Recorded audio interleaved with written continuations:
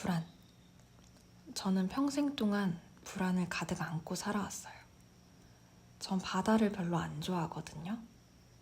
제주에 살면서 이런 말을 해도 되나 싶은데 숲이랑 산, 오름은 아주 좋아하는데 바다는 별로 안 좋아해요.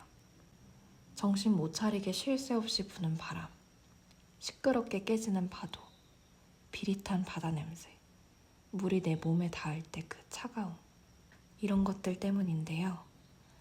특히나 그 너울대는 바닷물을 보고 있자면 너무 제 불안 같아요. 제 불안은 늘 마음이 쉴 새 없이 너울대게 만들었어요. 그리고 그 너울대는 게 너무 심해지면 심장이 과하게 빨리 뛰고 숨쉬기도 힘들고 가만히 있지를 못했어요. 그게 너무 괴로웠어요. 제 과거의 일기들을 보면 특히나 20대 초반, 19, 20, 21년도 일기는 불안이라는 단어가 정말 많이 나와요. 불안하다. 이 불안을 없애고 싶다. 왜 불안할까? 불안은 언제나 너무 벗어던지고 싶은 제 특성 중에 하나였어요. 근데 지금은 그 불안을 느끼는 빈도 자체가 굉장히 낮아졌을 뿐더러 가끔 일렁이는 이 불안을 적극 활용해서 좋은 결과물로 나타날 수 있게 잘 이용해 먹고 있어요. 각자의 불안이 다 다를 거라고 생각해요. 이유도 다르고 증상도 다르고 해결법도 다르겠죠. 자신의 불안을 다스리는 각자만의 방법을 찾아야겠지만 만약 어딘가에 이 불안 때문에 너무 괴로운 사람이 있다면, 간절하게 불안을 끝내고 싶은 사람이 있다면, 그리고 운 좋게 내가 그 사람에게 맞는 방법을 가지고 있다면 꼭 전해드리고 싶어요. 불안을 잠재우고 더 나아가 불안을 느끼는 빈도 자체를 줄이고 아주 가끔 불안이 일면 그 불안을 좋은 방향으로 적극 활용하는 방법, 이것들을 이번 영상에 담아볼게요. 조급한 마음에서 비롯하는 불안이 있어요. 예를 들면 이런 거예요. 시간은 이렇게 빠른데 나는 맨날 제자리인 것 같아. 나 벌써 몇 살인데 아직도 이러고 있어. 어떡하지? 이런 생각 때문에 불안함이 들어서 너무 괴로워하다가 제가 기적의 계산법을 하나 알아냈는데요. 내 삶이 지금 몇 시인가를 알아보는 계산법이에요. 우리가 몇 살까지 살지 모르지만 일단 대략 80살까지 살 거라고 치면 3년에 1시간. 그럼 21살이면 아침 7시예요. 아침 7시에 다들 일어나시나요? 전 일어나지도 않았을 시간이거든요. 27살이면 오전 9시다. 33살이면 오전 11시. 39살이면 이렇게 40이 다 되어야 이제야 점심 먹을 시간인 거예요. 생각보다 우리 인생이 밤 12시까지 시간이 많이 남아있어요. 물론 저녁이 되면 피곤하겠죠. 그래서 할 일들을 너무 미루면 다 못하겠죠. 너무 여유부리라는 말이 아니라 필요 없는 조급함은 버려도 된다는 거예요. 내가 지금 오전 10시인데 오늘 할 일을 다 못할까봐, 오늘을 제대로 보내지 못할까봐 막 불안해하진 않잖아요. 근데 사람들은 30살에 불안해하죠. 내 인생을 제대로 못 살고 있는 것 같아서. 30살이면 아직 오전 10시야. 이렇게 생각해보면 시간에 대한 조급함이 조금 사라지고 오히려 나한테 기회가 주어졌다는 생각이 들더라고요. 딱 점심 먹고 오후 시간을 제대로 보람차게 보내보자. 이렇게 다짐할 수 있잖아요. 내 나이를 이렇게 계산해보세요. 3년에 1시간.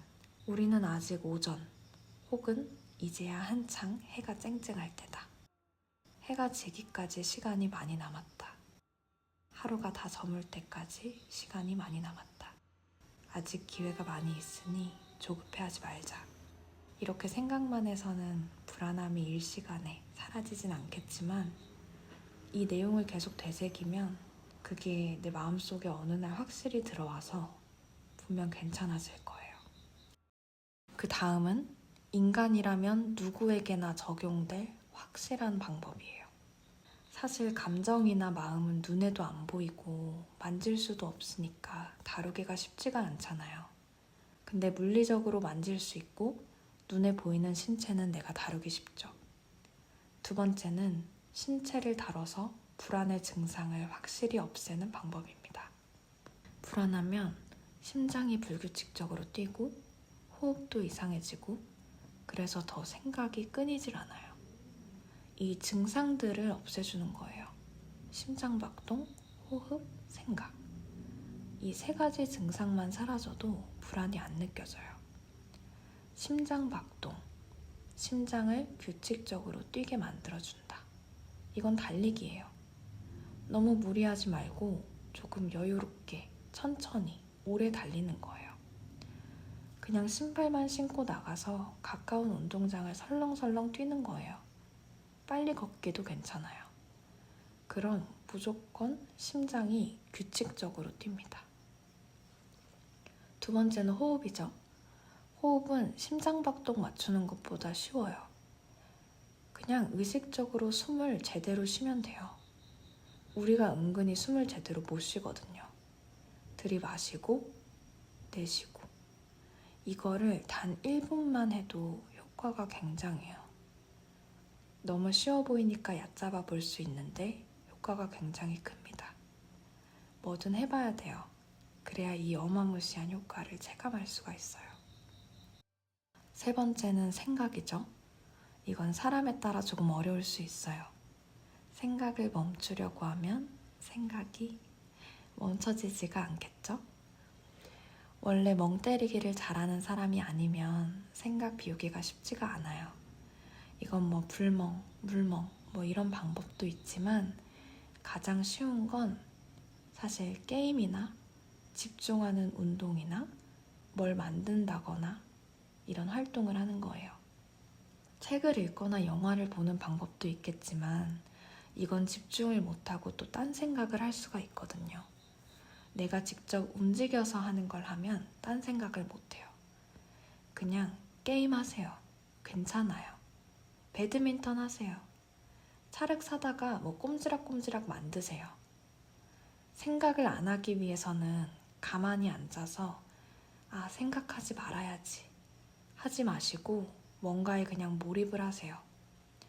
이 세 개를 연달아 하잖아요. 불안, 그 불안으로 인한 증상 무조건 일시정지 됩니다. 아까 생각하지 않는 것과 조금 연결되는 지점인데요. 이거는 더 디테일하게 짚고 넘어갈 필요가 있어요. 몰입으로 불안을 타파하는 건 두 가지 종류가 있어요. 회피형 몰입, 그리고 돌파형 몰입. 아까 전에 얘기한 건 게임하고, 운동하고, 뭐 만들고 이런 게 회피형 몰입이에요. 불안의 증상이 즉시 일시정지 되죠. 근데 돌파형 몰입은 일시정지가 아니에요. 불안 해결이에요. 회피형 몰입을 위해서는 내가 좋아하는 걸 알아야 돼요. 내가 쉽게 몰입할 수 있는 거. 뭐 친구랑 놀거나, 잠을 자거나, 뭐 운동을 하거나, 게임을 하거나. 근데 돌파형 몰입을 하기 위해서는 우선 상황 정리가 필요해요.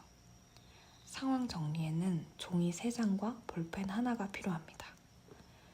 가장 먼저 종이를 한 장 꺼내서 나를 불안하게 하는 것들을 모두 다 생각나는 대로 적는 거예요. 그리고 다른 종이를 꺼내서 반으로 접어 선을 만들어요. 왼쪽엔 내가 해결할 수 있는 요소를 적고 오른쪽에는 내가 해결할 수 없는 요소를 적어요. 오른쪽 거는 찢어서 버리든 태우든 그냥 잊어버리세요. 우리가 집중할 건 왼쪽 것들입니다.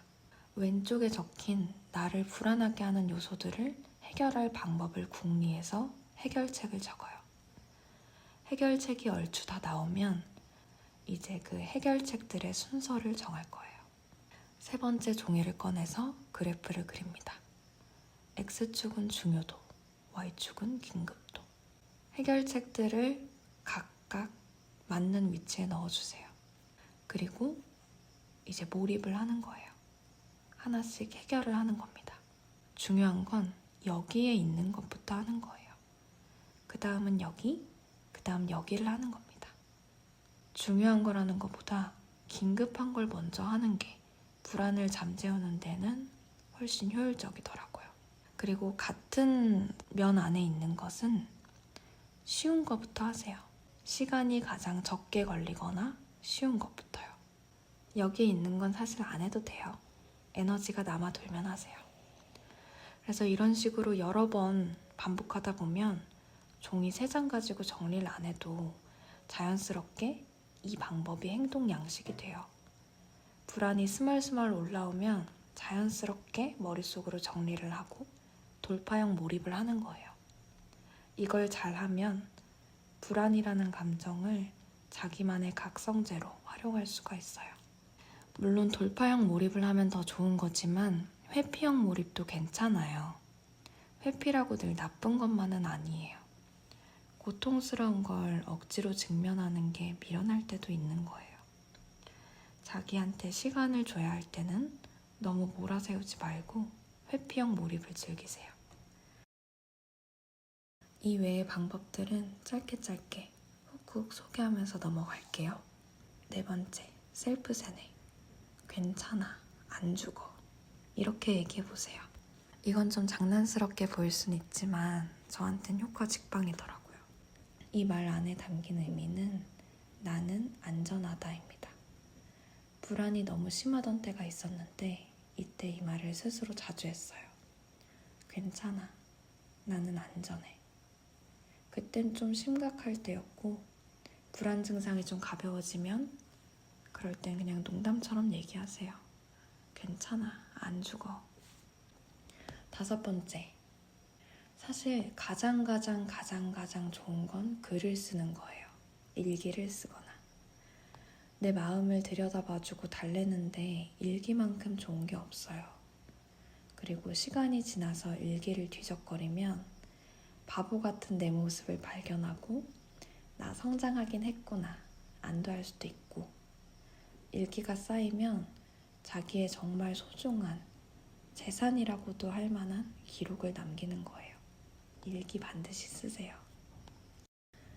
커피는 오전에만 한 잔 마시세요. 나는 어차피 밤에 잠 잘 못 자. 나는 카페인 잘 안 들어. 괜찮아. 이렇게 하루 종일 카페인 섭취하는 분들이 있는데 안 돼요.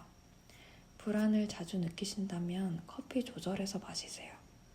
이거 분명 영향이 큽니다. 자, 이렇게 불안에 관해서 평생 나를 끊임없이 괴롭혀온 불안을 나름대로 잠재우고 혹은 활용했던 방법들을 풀어봤어요.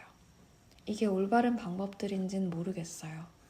근데 저는 이 방법들로 아주 크게 효과를 받고 이제는 불안에 휘둘리고 고통스러워하지 않아요.